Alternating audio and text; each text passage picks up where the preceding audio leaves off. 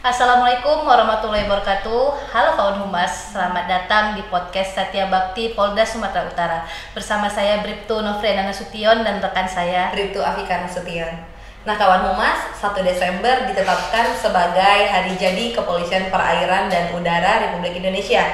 Nah narasumber kita nih pada siang hari ini sudah langsung kita datangkan komandannya para Polairut Polda Sumatera Utara. Siapa lagi kalau bukan Bapak Dir Polairut Polda Sumatera Utara, Kombes Pol Tony Aryadi Effendi. Assalamualaikum Bapak. Waalaikumsalam. Apa kabar Bapak? Afrika.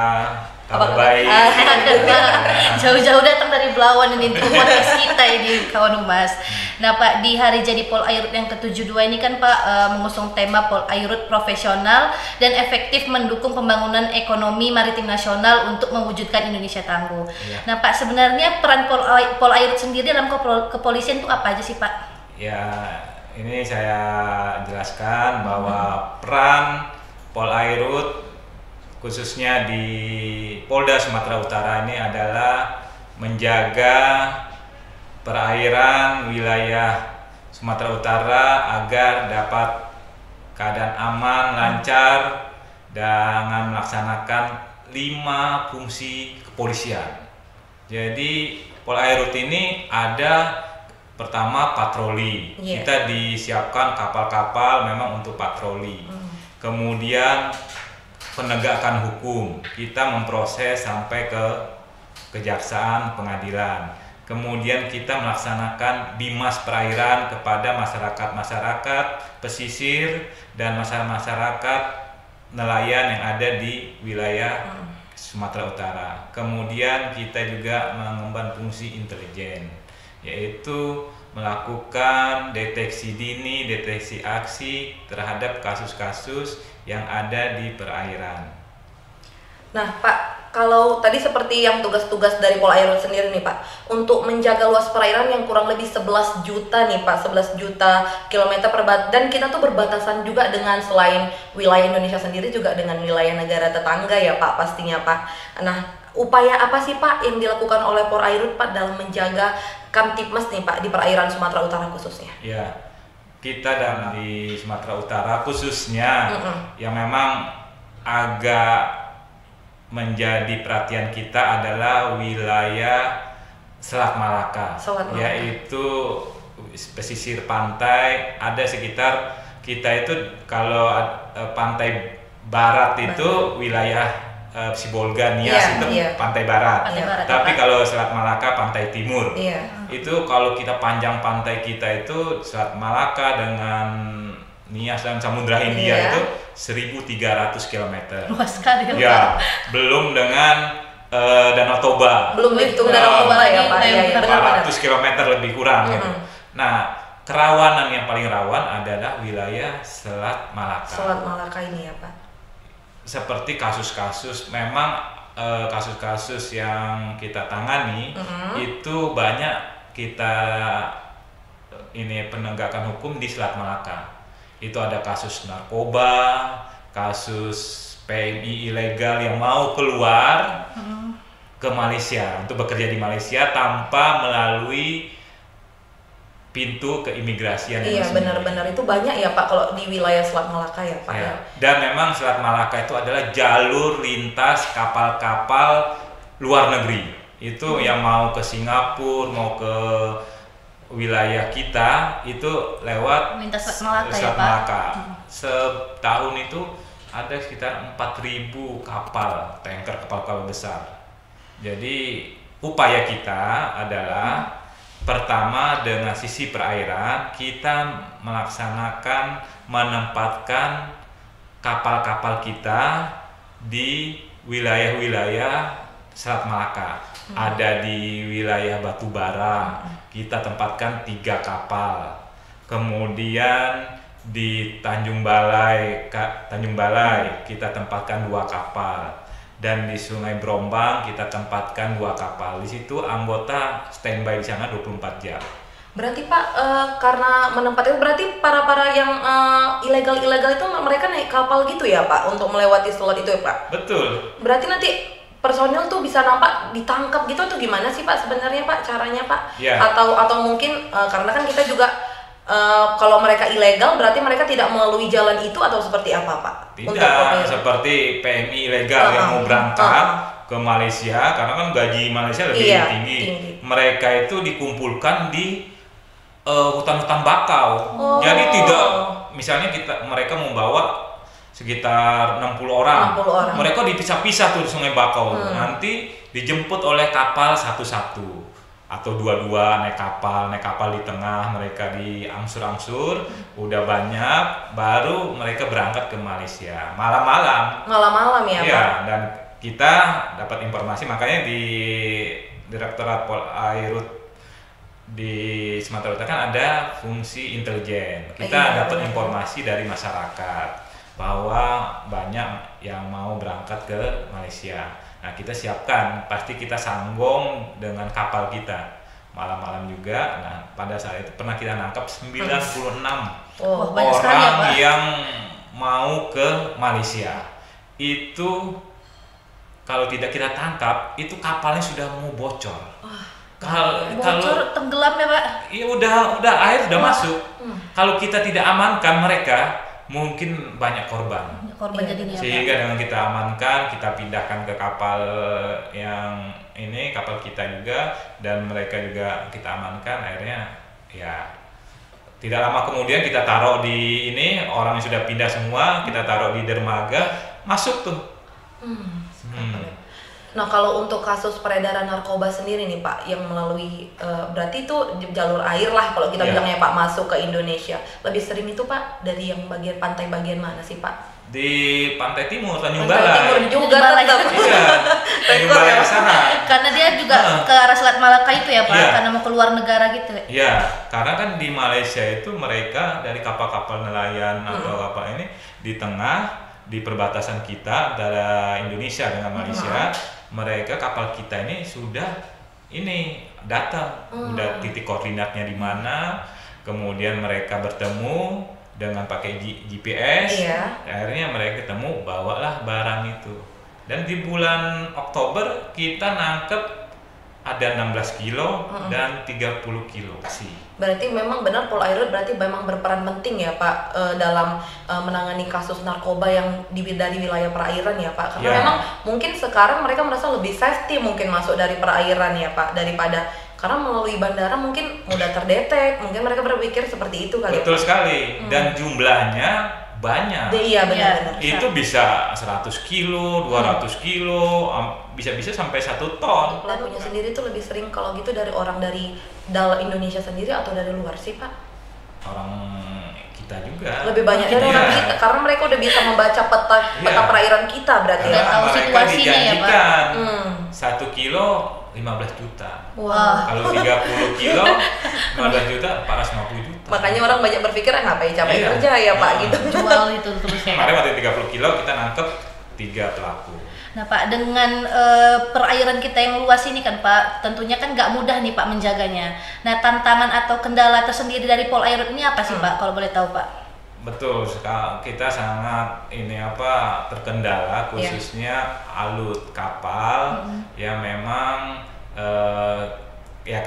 kemarin Pak Kapolda juga udah backup kita, personil sudah didukung, kapal juga didatangkan, ada namanya KPC, kita siapkan memang untuk mengejar kapal-kapal yang memang kalau ditemukan sehingga bisa cepat gitu. Nah, kendalanya tadi alutsista satu, kemudian personil. Memang kita personilnya itu ada satu kapal itu hanya 3 ABK, harusnya 6 tapi 3 karena memang jumlahnya kan kita banyak. Kita ada 33 kapal lah lebih kurang, dan luas wilayah tadi luas wilayah kita hampir 110 km persegi, 100.000 dan apalagi yang di wilayah pantai barat, Sibolga, Nias, itu kan Samudra Hindia. Kita tidak ada punya alut atau kapal yang memadai untuk melaksanakan patroli di wilayah khususnya tipe B. Kalau misalnya itu B3 lah, B3 yang kita bisa sampai ke pulau-pulau di Nias, itu paling banyak kan di Nias tuh. Dan itu juga udah samudra, jadi ombaknya juga lumayan tinggi dan sering badai di sana. Apalagi mengingat musim lagi memang itu curah yang hujan, ya biasa. Kita penting keselamatan ini utama lah. Iya. Nah Pak, menjelang Natal dan Tahun Baru nih Pak, pasti kan banyak nih Pak masyarakat mungkin yang mau mudik atau mungkin hanya sekedar berwisata gitu Pak, mulai dari di Danau Toba. Upaya dari Polair sendiri nih Pak menjelang Natal dan Tahun Baru.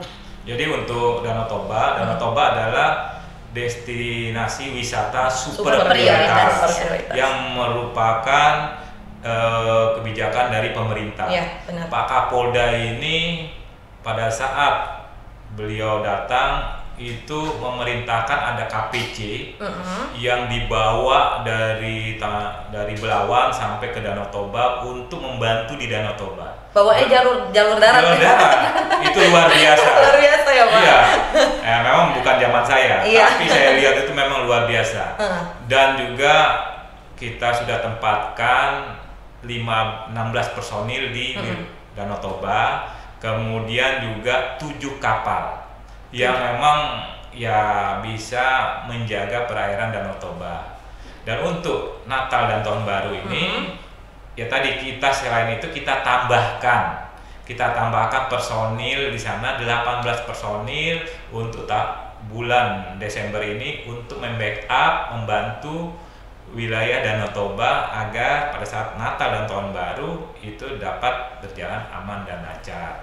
Termasuk juga kita melaksanakan patroli udara dengan helikopter. Wow, iya. Jadi kita ini juga sudah semua wilayah pantai timur ini di Selat Malaka itu sudah kita patroli udah berapa kali pakai helikopter.